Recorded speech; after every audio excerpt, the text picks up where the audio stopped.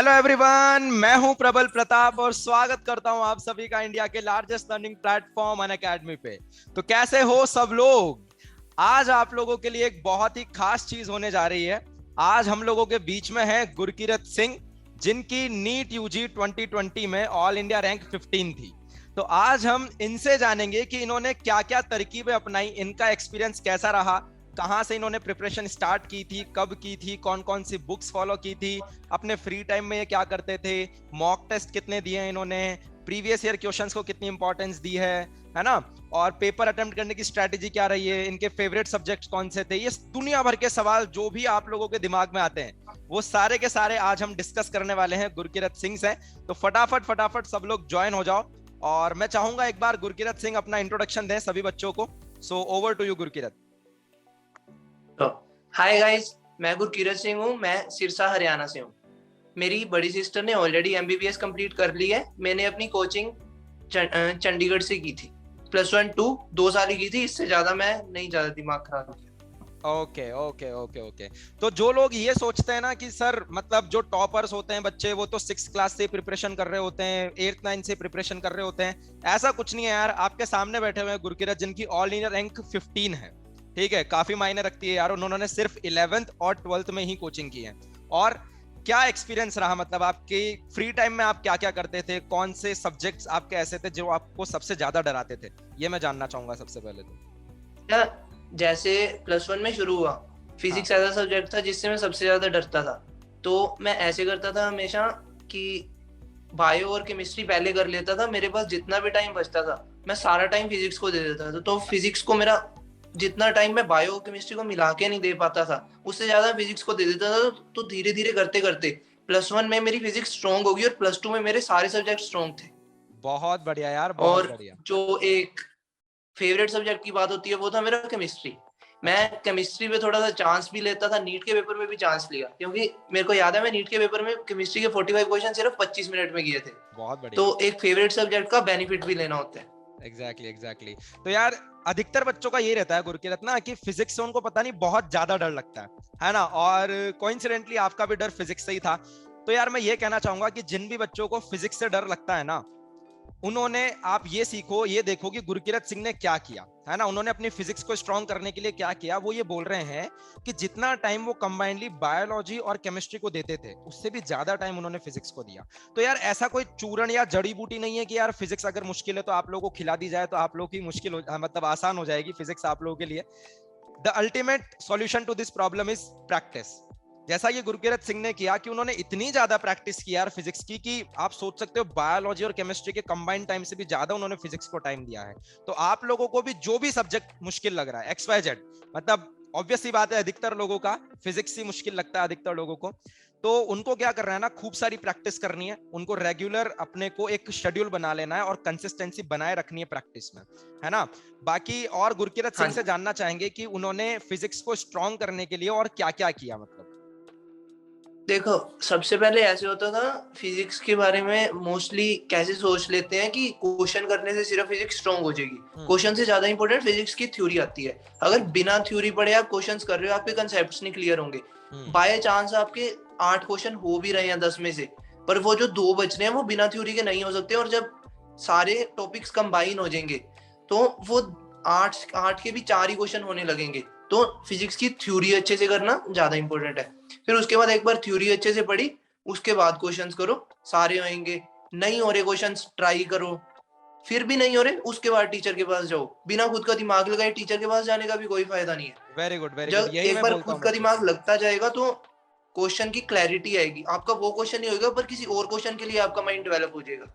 बहुत बढ़िया, एग्जैक्टली ये वही चीजें हैं जो बच्चों आप लोगों को मैं क्लास में बताता हूँ कि आप लोग जो बोलते हो ना सर कॉन्सेप्ट तो समझ आ गए हैं लेकिन सवाल नहीं बन रहे हैं तो क्या करें। बेटा इसका सिर्फ यही सॉल्यूशन है कि आप लोग और प्रैक्टिस करो। जो गुरकीरत सिंह कह रहे हैं कि यार वो सवाल भले ही ना बने, लेकिन आप अगर अपने दिमाग के घोड़े सब तरफ दौड़ाओगे ना उस सवाल को सॉल्व करने के लिए, तो दूसरे सवालों में वो कॉन्सेप्ट आपके काम आएंगे कि यार ऐसा सोचना है मेरे को, है ना। बाकी गुरकीरत आपने कौन कौन सी बुक्स फॉलो की थी बेटा? देखो, मोस्टली मेजर थिंग मेरी ये थी, मैं जो भी चीज फॉलो करूंगा, एक चीज करूंगा, अच्छे से करूंगा। तो जो इंस्टीट्यूट ने मुझे मटेरियल दिया था मैं उसे फॉलो किया था सबसे फर्स्ट प्रेफरेंस। उसके बाद जब वो हो जाता था, अगर हो गया तो फिजिक्स में हम धीरे धीरे जब कॉन्फिडेंस डेवलप हो गया तो एचसी वर्मा उठाते थे, पर एचसी वर्मा इस माइंडसेट से उठाते थे कि क्वेश्चन नहीं हुए तो मोराल डाउन नहीं होना चाहिए, क्योंकि एचसी वर्मा में क्वेश्चन नेक्स्ट लेवल ही होते हैं। एचसी तो वर्मा के एचसी वर्मा क्वेश्चन, हाँ। उठाते थे, एचसी एचसी वर्मा वर्मा के उठाते थे। क्वेश्चंस बच्चों ये है कि आप लोग ना सिर्फ ऑब्जेक्टिव पे फोकस किया करो एचसी वर्मा के लिए, क्योंकि जो सब्जेक्टिव वाले क्वेश्चन है वो थोड़ा जेई की तरफ चले जाते हैं फिर। हाँ, वो तो ऐसे होता था, हम क्वेश्चन उठाते थे, उसमें क्वेश्चन जितने करते थे हम कंसेप्ट के पॉइंट ऑफ व्यू से करते थे, तब उसे नीट ज्यादा दिमाग में रख के नहीं करते थे। जब वो हो जाते तो हमारा चैप्टर का कंसेप्ट ऐसे हो जाता था कि बाद में हमें दोबारा उसे उसकी थ्योरी पढ़ने की जरूरत ही नहीं पड़ती थी। वेरी गुड, वेरी गुड, बहुत बढ़िया। तो अगर मैं आपसे पूछूं कि देखो, फ्री टाइम अगर आपको मिलता था, ये बताओ सबसे पहले तो। यार देखो, +1 में फ्री टाइम इजीली मिलता है, बहुत इजीली मिलता है, +2 में नहीं मिलता। +2 में नहीं मिलता, तो फ्री टाइम में क्या करते थे आप? मतलब अपने फ्री टाइम को क्या, मतलब बच्चे जैसे सोचते हैं कि सर मैं इंस्टाग्राम चलाता हूँ तो क्या मुझे नहीं चलाना चाहिए, क्या सर मैं पबजी खेलता हूँ सर, ये वो। तो इसके बारे में थोड़ा सा बताओ कि फ्री टाइम में आप क्या करते थे और क्या सजेशन देना चाहोगे आप बाकियों को। यार देखो, जो मोबाइल गेम्स की बात है, मोबाइल गेम्स तो मैं नहीं खेला, क्यों, हमारे से फोन ही छीन लिए थे, मैं क्या करूं उसका। और इंस्टाग्राम तो यार मैं खुद 10th तक बहुत गंदा एडिक्ट था इंस्टाग्राम का। मेरे को 5 मिनट फ्री मिल जाते थे, मैं इंस्टा अपने किसी से फोन मांग के या फिर जो छोटे जियो वाले फोन है उनमें भी लॉगिन करके चला लेता था। तो उसे छोड़ने की जरूरत नहीं है, बस उसका कंट्रोल ऐसे रखो। मैं तब मेरी स्ट्रेटेजी ऑलमोस्ट ऐसे कर दी थी, मैं ऑनलाइन होता था रात को 4:30-5 बजे। मेरे को पता था उस टाइम मेरे को कोई ऑनलाइन मिल नहीं सकता, मैं इंस्टा स्क्रॉल भी कर लूंगा, मेरे पास किसी का मैसेज भी नहीं आना, ना मेरा टाइम खराब होना। तो दोनों काम हो गए, मेरा इंस्टा भी चल गया और मेरा टाइम भी नहीं खराब हुआ। बहुत बढ़िया यार, बहुत बढ़िया। तो बस आप लोगों को बच्चों इतना सा ध्यान रखना है कि किसी भी चीज को इतनी आदत मत डाल लो कि वो आप लोगों के ऊपर हावी होने लग जाए। जैसे इंस्टाग्राम चलाने की इतनी आदत नहीं हो जाए कि यार मेरे को 2 मिनट भी फ्री मिल रहे हैं तो फटाफट टक टक टक टक टक टक इंस्टाग्राम चलाने लग गया, वो नहीं होना चाहिए। पहले अपनी पढ़ाई पूरी, उसके बाद फ्री टाइम मिल रहा है तो रेस्ट कर लो, है ना, इंस्टाग्राम चलाना वो चला लो, लेकिन सबसे पहली कंडीशन क्या, पढ़ाई पूरी। सर आप तो पढ़ाई मतलब पूरी यही करने की है बात कि करो, पढ़ाई पूरी तो पूरे 24 घंटे में नहीं हो पाती, तो मत चलाओ भाई फिर इंस्टाग्राम, कहाँ जरूरत आ रही है। हाँ लिखा चलो, थोड़ी है कि नीट मैं में भी ऐसे ही इंस्टाग्राम करता चलाना था। जरूरी है। हाँ। मैं 4-5 दिन में एक बार चलाता होता था इंस्टाग्राम। और पर सबसे बेटर जो फ्री टाइम का होता है ना, आप मान लो 2 घंटे पढ़े हो, उसके बाद 10-15 मिनट का ब्रेक लेना है, उस टाइम पे सो जो।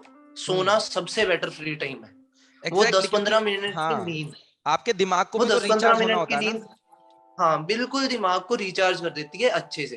फिर उसके बाद आप अगला सब्जेक्ट उठाओगे, वो भी सारा क्लैरिटी से पढ़ा जाएगा। नहीं तो आप लगातार 3.5 घंटे भी पढ़ोगे, आगे आपका पढ़ने का मन नहीं करेगा। ऐसे करते करते एग्जैक्टली। अगर 2-3 महीने हो गए, आपका नीट से मन उठ जाएगा। तो स्ट्रेटेजी ऐसे बनानी है कि थोड़ा थोड़ा पढ़ो, पढ़ो एफिशिएंटली पढ़ो, और दिमाग को भी रिचार्ज रखो, बोर नहीं होना कभी भी। सब्जेक्ट्स को मिक्सअप कर दो पढ़ते टाइम। बहुत बढ़िया।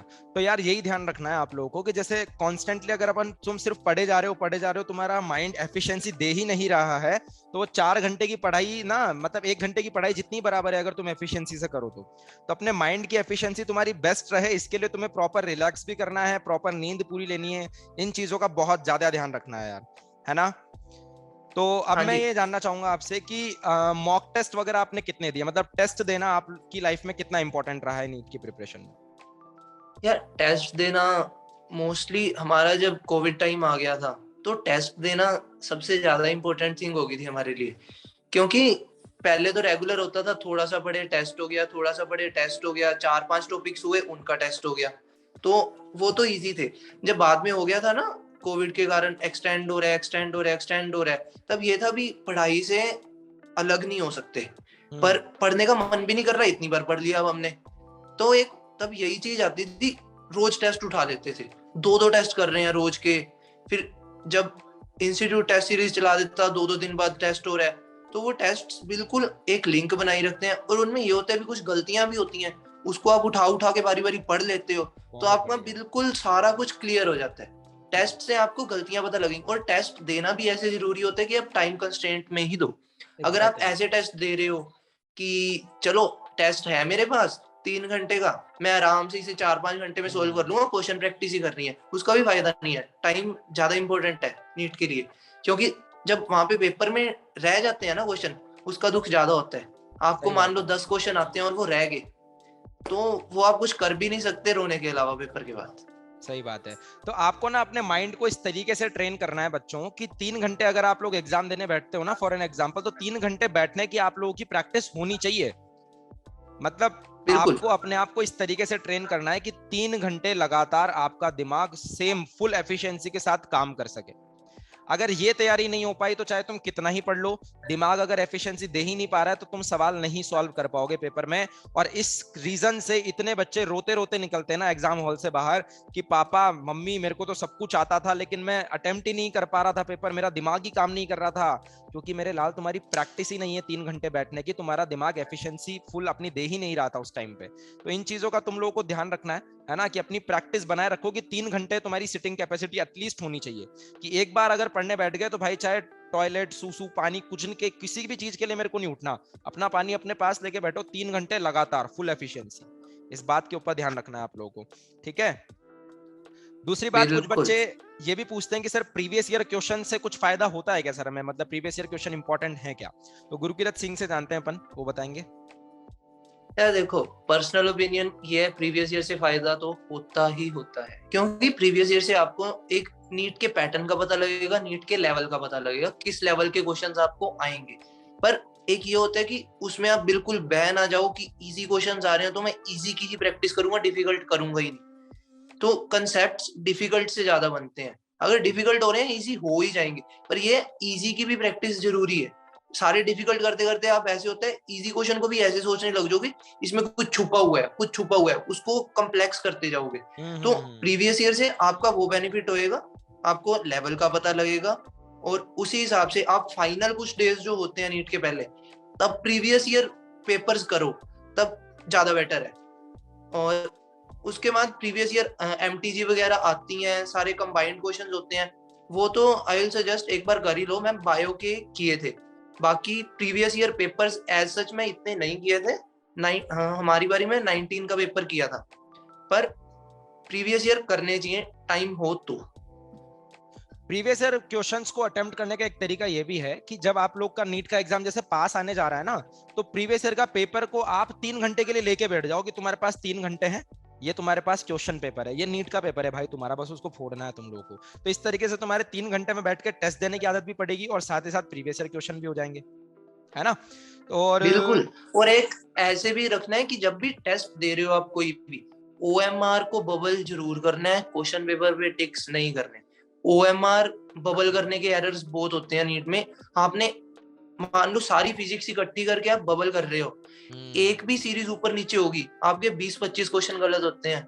आपकी सीट जहां पे आपको लगा लो 700 नंबर आने थे 600 आएंगे, कहाँ पे आप एम्स के ख्वाब देख रहे हो, कहाँ पे सरकारी कॉलेज के भी ख्वाब मुश्किल हो जाएंगे।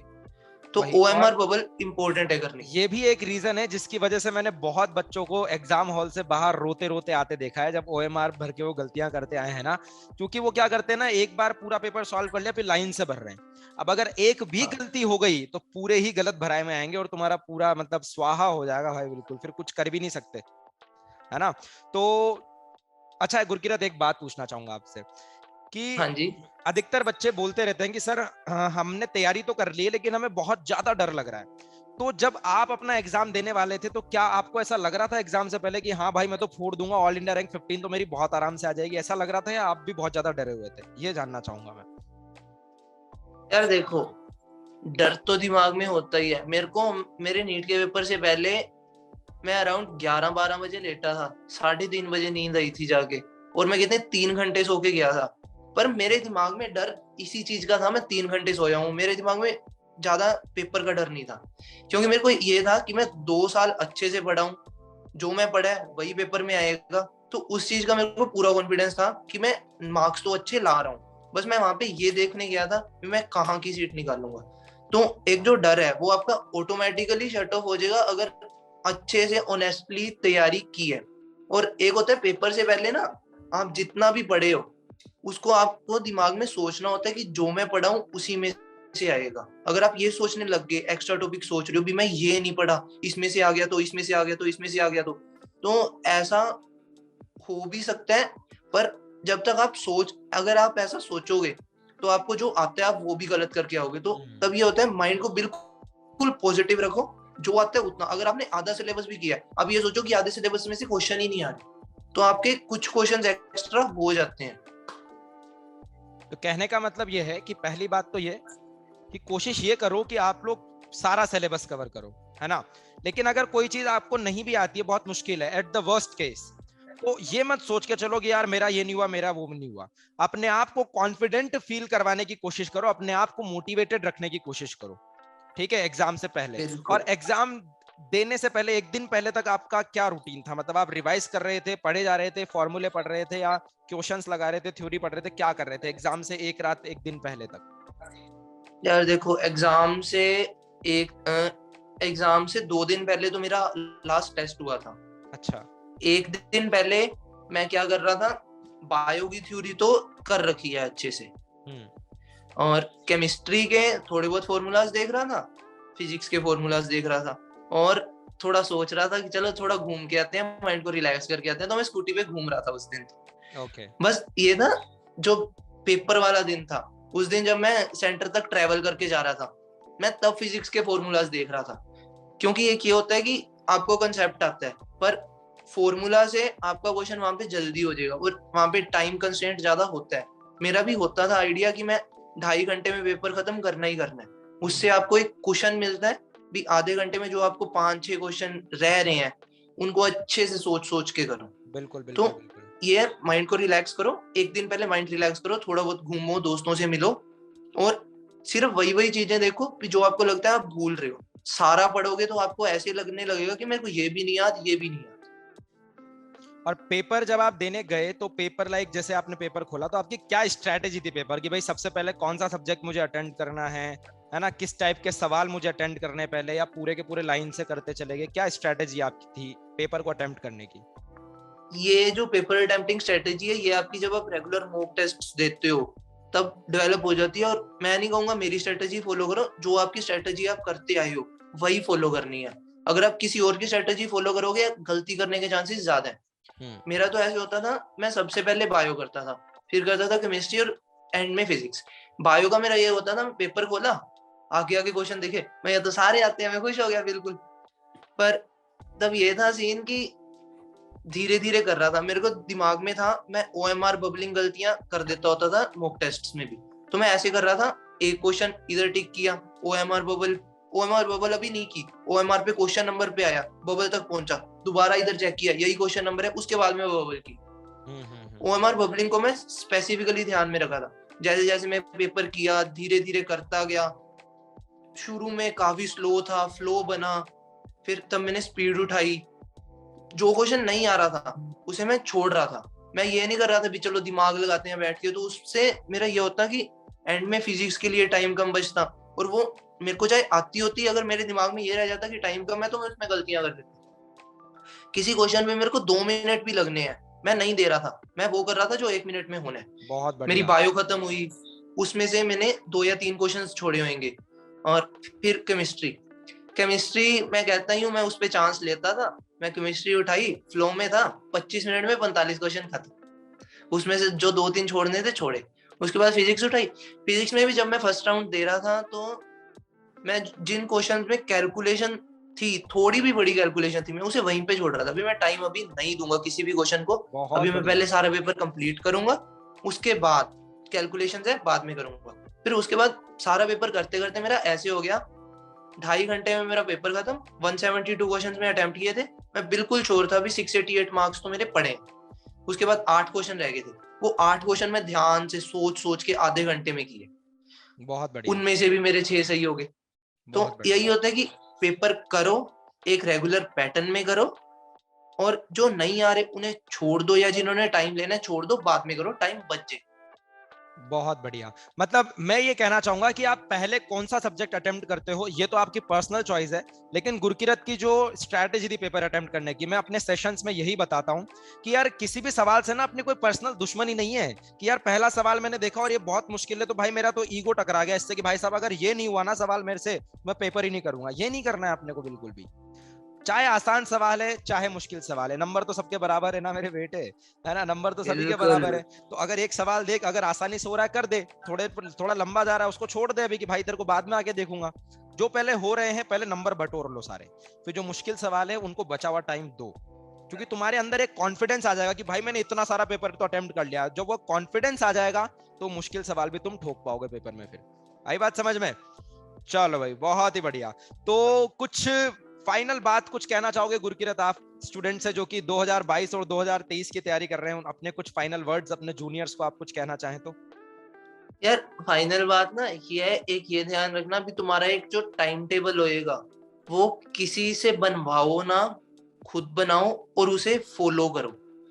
मोस्ट प्रायोरिटी वाला काम होना चाहिए, आपका काम रोज का रोज खत्म हुए, आपने जो करना है वो करना ही है। मतलब मेरा भी होता था, मैं कभी कभी नींद मेरी काट देता था, पर नींद काटना इतना एफिशिएंट नहीं है, आपका सारा दिन खराब हो सकता है उसके लिए। बस इतना ध्यान रखना, जिस दिन छुट्टी आती है उस दिन आप मैक्सिमम काम करो। उस दिन ऐसे ना सोचो भी आज तो चलो 10 घंटे सोएंगे, उस दिन सारा काम करो जो पहले किया है उसे भी रिवाइज करो, और टाइम टेबल बिल्कुल फिक्स रखो। बिल्कुल नीट की प्रिपरेशन स्मूथ जाएगी, कुछ नहीं है डिफिकल्ट नीट के एग्जाम में फिर। बिल्कुल बिल्कुल। नीट वाले बच्चों के लिए या जेई वाले बच्चों के लिए ना कोई छुट्टी नहीं होती भाई। तुम जिस दिन से तैयारी चालू करते हो उस दिन से जिस दिन तुम्हारा पेपर खत्म नहीं हो जाता ना, चाहे साल भर बाद है चाहे 2 साल बाद है, उसके बाद ही तुम्हारी छुट्टियां होती है। और जीवन भर छुट्टियां चलती हैं अगर तुम्हारा पेपर अच्छा चला जाता है तो।